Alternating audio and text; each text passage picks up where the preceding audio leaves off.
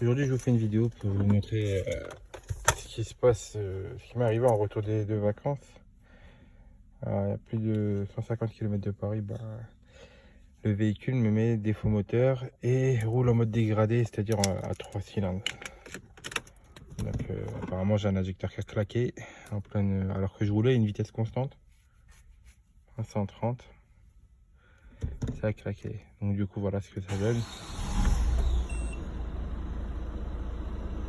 J'ai l'impression que ça tourne normalement, mais en fait, voyant moteur,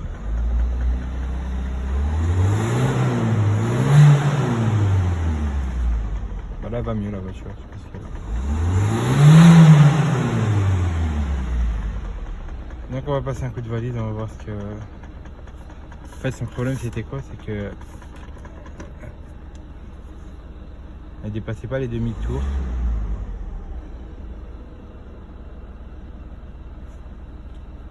Elle dépassait pas les demi-tours. Là, je me suis arrêté un petit peu. Apparemment ça va mieux. Elle dépassait pas les demi-tours. Et qu'est-ce qu'elle avait d'autre? Oui, elle avait pas de turbo, rien du tout. Donc elle était en mode dégradé. Ça tournait sur 3 cylindres.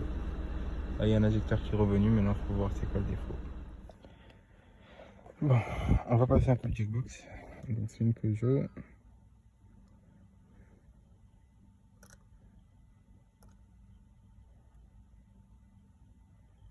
3008.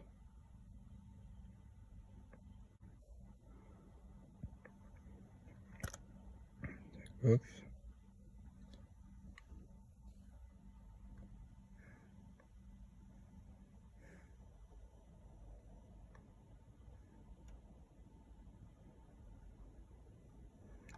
On va dans réparation.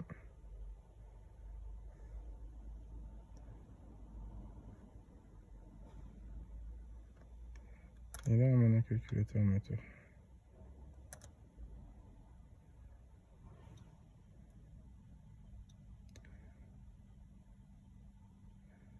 On va voir ce qu'il nous dit.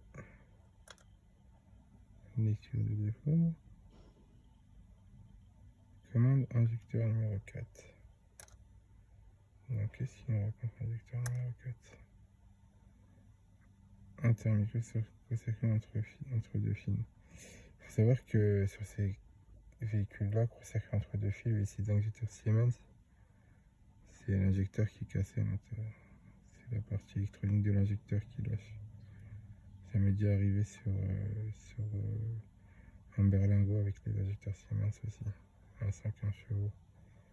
Donc pour moi, je pense que c'est l'injecteur qui a lâché. On va retenir le code défaut P0271. Il est en intermittent pour l'instant,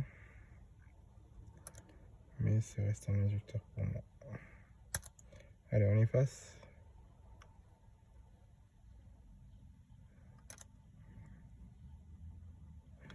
Oui, kilométrage, tout ça est marqué là. Tout ça, ouais, je mets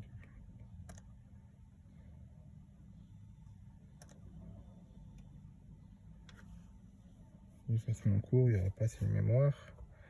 Voilà, enlever le contact. Ok, je coupe le contact. Je remets le contact.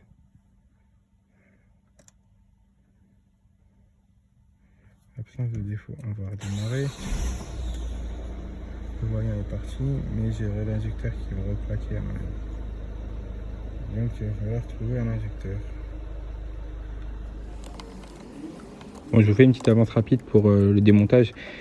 Donc comme vous pouvez voir, il n'y a pas de difficulté en fait dans le démontage. C'est l'injecteur numéro 4, c'est celui qui est le plus à gauche. Il faut savoir que le numéro 1 est côté volant moteur, le 4 est côté distribution sur les Peugeot. Là, il va falloir un peu débarrasser ce qui est un peu autour, comme la durite qui sort du papillon et une durite aussi de gasoil qui est juste au-dessus. Le but en fait c'est de dégager le plus possible pour pouvoir être à l'aise, pour pouvoir le retirer.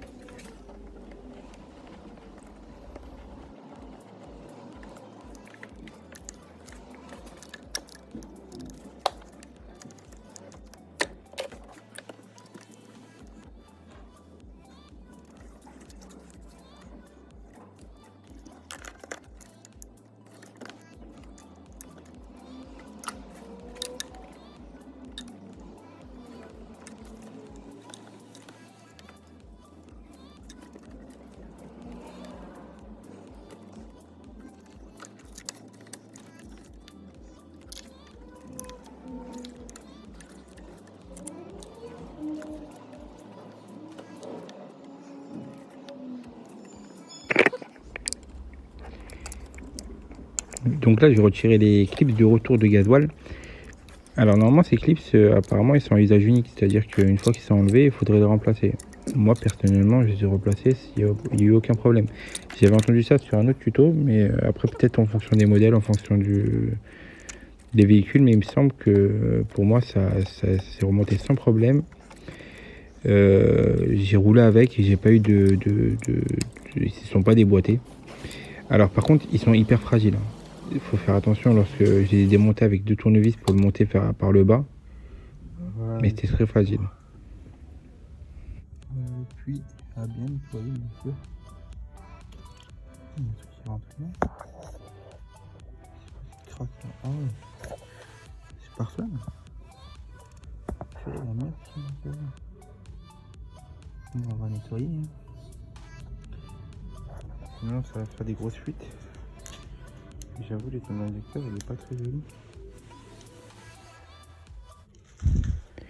Bon, sachez qu'il existe quand même des outils spécifiques pour nettoyer les puits d'injecteurs. Ou j'en ai pas. Personnellement, j'en ai pas. J'avais acheté une fois aussi une brosse métallique ronde. Et ça avait très bien fonctionné pour une Clio DCI que j'avais essayé. Là, dans ce cas-là, non, j'en avais pas. J'ai utilisé tournevis et un chiffon. Le but, c'est que rien ne doit tomber au niveau du trou qui rentre dans le cylindre.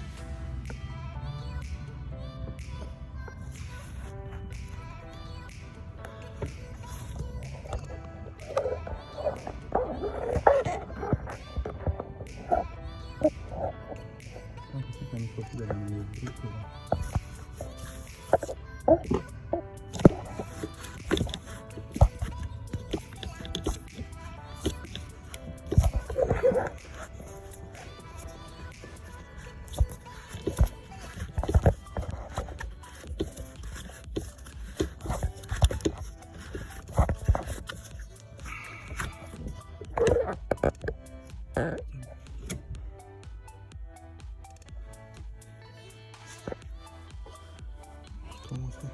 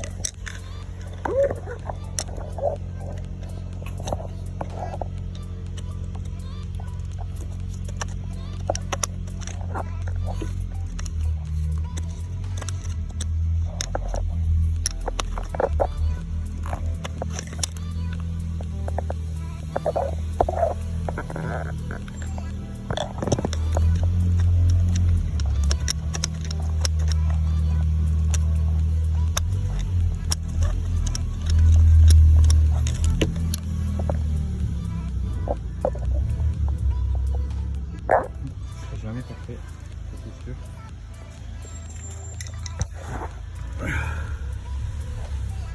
C'est ça.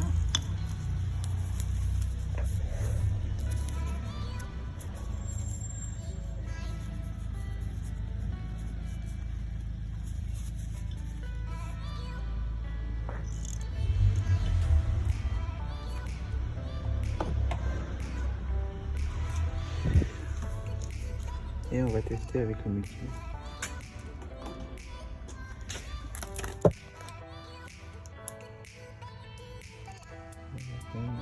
Une résistance 5 celle-ci, ça va faire.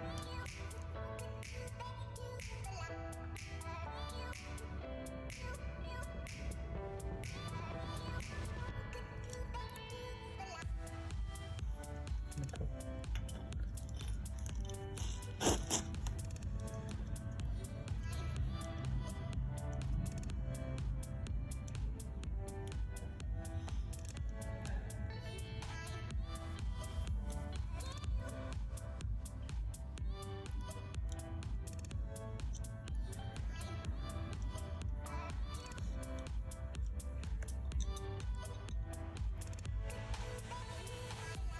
Et après le KHS,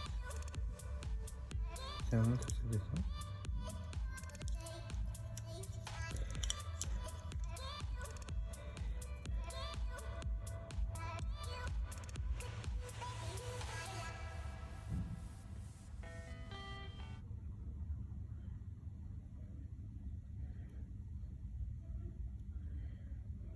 Ça ne tient pas. Bon, le but c'était de vous faire un petit comparatif entre l'injecteur HS et l'injecteur qui était bon. Faut savoir que sur l'injecteur HS, quand vous mettez en valeur ohmique, l'injecteur, on a une résistance et ça redescend. Et là, avec l'injecteur de remplacement, la valeur tient. Donc c'est juste pour faire une comparaison. Si ça peut aider quelqu'un qui va en acheter un d'occasion et venir avec un multimètre pour tester, au moins comme ça, s'il achète une d'occasion, il est sûr qu'il pourra enlever au moins un doute. Bon, là, j'ai essayé de vous montrer la référence, mais peu importe, c'était pas intéressant. Pour le remontage, écoutez, c'est la même procédure que pour le montage. Faites bien attention aux joints en cuivre qui soient neufs, c'est très important pour éviter les fuites. Puis c'est tout, remontage comme remontage. Allez, je vais faire la vidéo sur Jackbox pour la programmation d'injecteur. Donc il y a deux méthodes. Moi, je passe par la méthode réparation. Et je vais après, vous allez voir. Suivez les étapes. On va déjà commencer. On va être dans le calculateur moteur.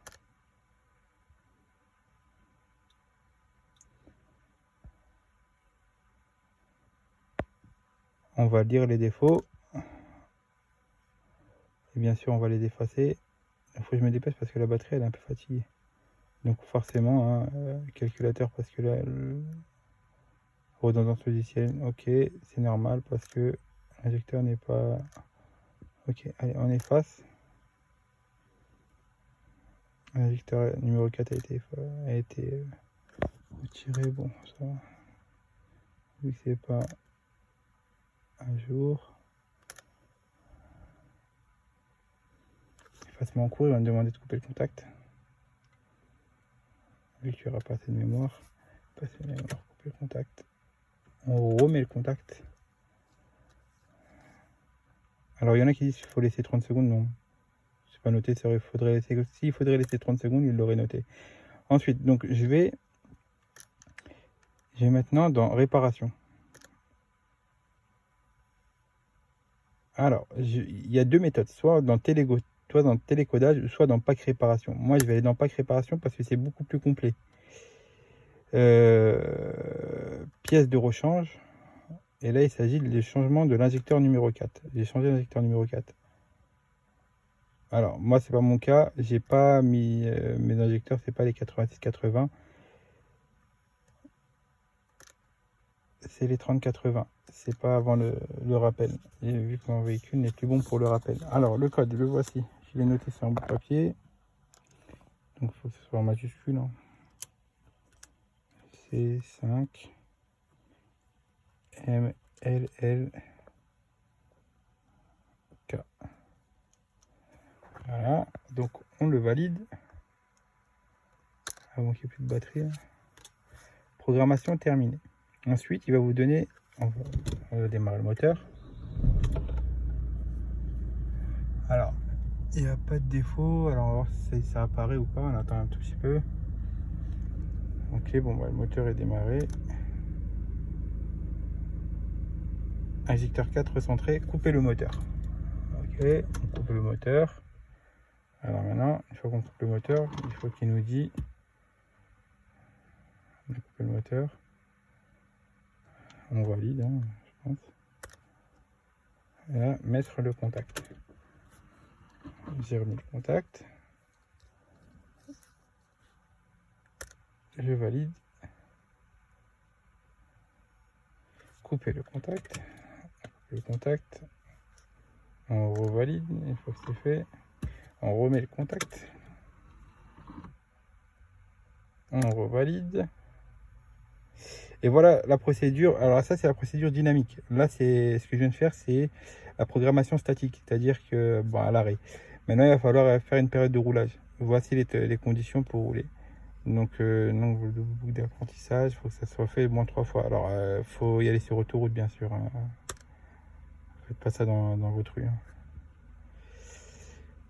Et puis voilà, je vous ai montré la partie statique. Maintenant, il me reste que la partie dynamique.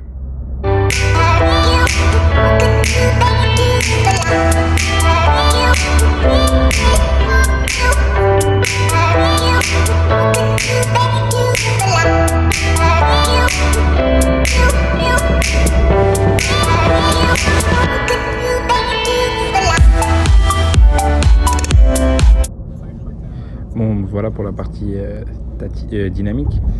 Donc, soyez pas étonnés lorsque vous allez remplacer, le moteur va claquer énormément. Il va y avoir des bouts d'injecteur, de claquements d'injecteur, comme si il y avait de l'air dans le gasoil. Mais c'est tout à fait normal. Une fois que vous aurez fait l'apprentissage dynamique, au moins après trois incrémentations, comme ils appellent ça, c'est-à-dire 3 passages de 2600 à 1600, le moteur tournera normalement. Il n'y aura plus de bruit de claquement. J'espère que cette vidéo vous a plu. N'hésitez pas à laisser des commentaires s'il y a quelque chose qui vous a dérangé ou autre. Et n'hésitez pas aussi à vous abonner. Ça peut aider à améliorer mon travail. J'espère que je vais m'améliorer sur mes vidéos. Et je vous souhaite bon courage à tous et bonne mécanique.